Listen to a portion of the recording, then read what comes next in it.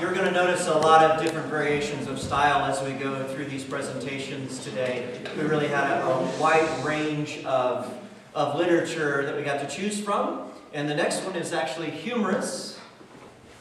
And that is Geek Girl. I invite Ashley to come and share that with us. And now we move into our scripted categories. My name is Harriet Manners, and I'm a geek.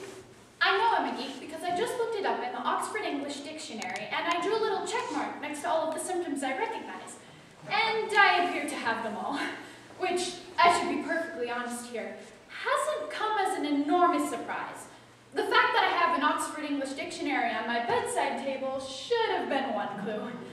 That I keep a pencil and ruler next to it so I can underline interesting entries should have been another. Have you ever wished you could reinvent yourself? Or maybe you're comfortable with who you are, quirks and all, but you have the general suspicion that you don't quite fit in with the rest of society? Well, you might be a geek. A geek, according to the Oxford English Dictionary, is an unfashionable or socially inept person.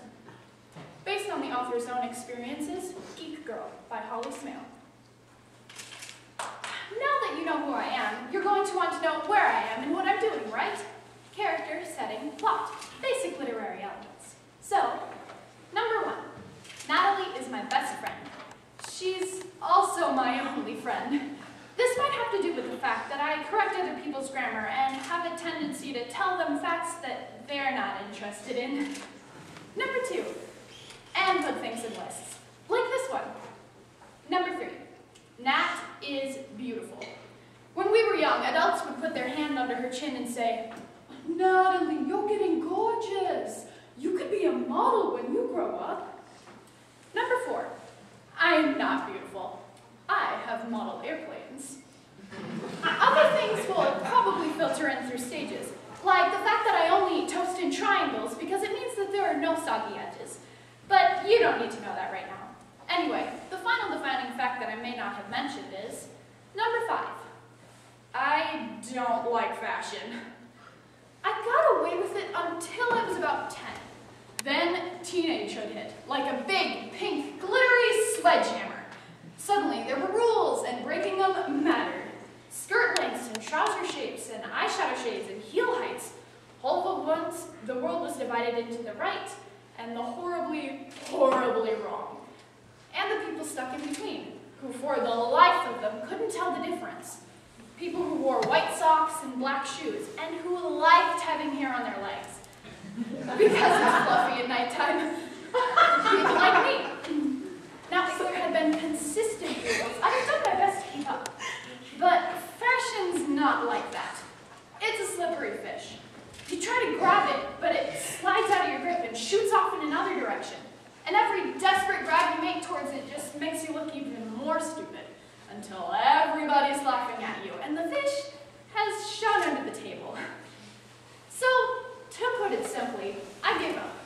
Brains have only got so much they can absorb, and I decided I simply didn't have space. Nat, however, went the other way. We were 7 when Nat decided that she wanted to be a model.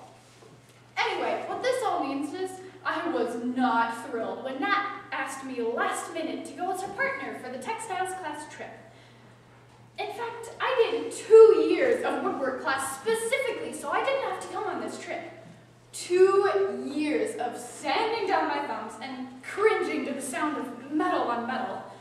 And then Nat's textiles partner accidentally eats shellfish, does a little vomiting, and bam, here I am. Let's just say I'm not spinning round and around in circles, farting at intervals like my dog Hugo does when he's excited. Nat, on the other hand, was like a bottle of soda that someone shook up without taking the lid off. Then it hit me. They were here. Model agents. We were finally at the edge of Nat's destiny. 7 years of buying Vogue and not eating pudding. Nat, not me. I ate hers. And we were finally here. Now, thanks to reading loads of books and also belonging to a forum on the internet, I know a lot about stories and magic. And the thing is, she was doing it all wrong. The most basic rule is that it has to come as a surprise. Nobody hopped into a wardrobe to find Narnia. They got in thinking it was just a wardrobe. Harry Potter thought he was a normal boy, and Mary Poppins was supposed to be a regular nanny. It's the first and only rule.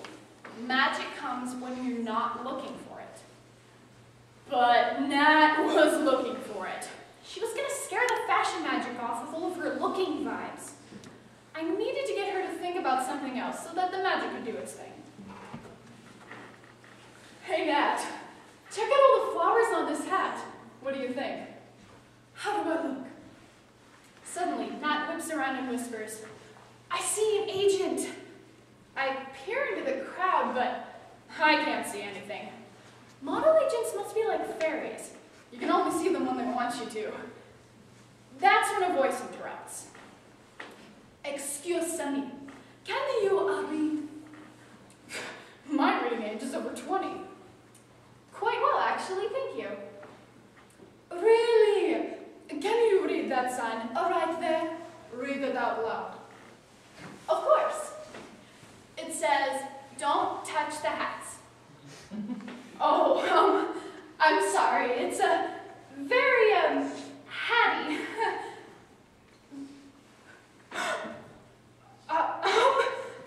That's an interesting design concept. Self-detaching flowers.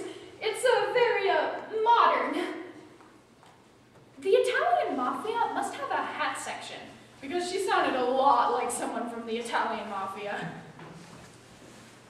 That I'm not self-detaching. You detached them, and now you're going to have to pay for it.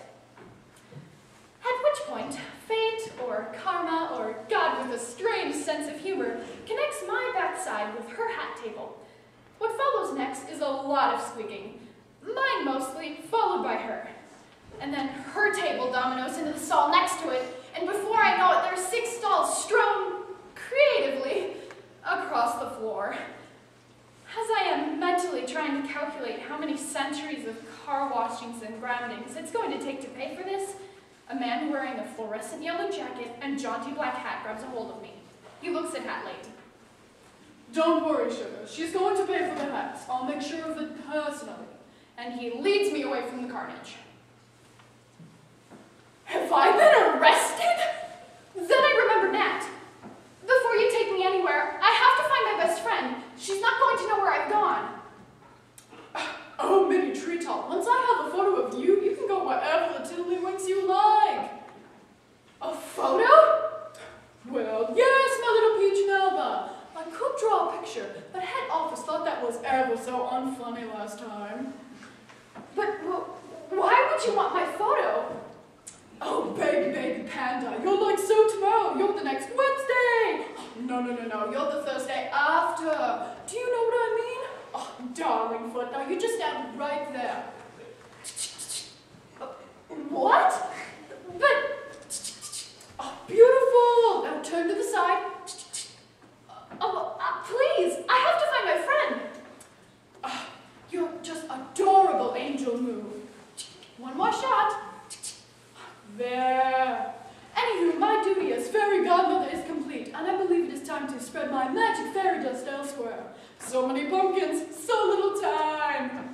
Oh, I'm Wilbur, by the way, from Infinity Models. At this point, I see Nat heading straight towards me, and I know 2 things for certain. 1, the magic has gone horribly wrong. And 2, Nat is going to kill me.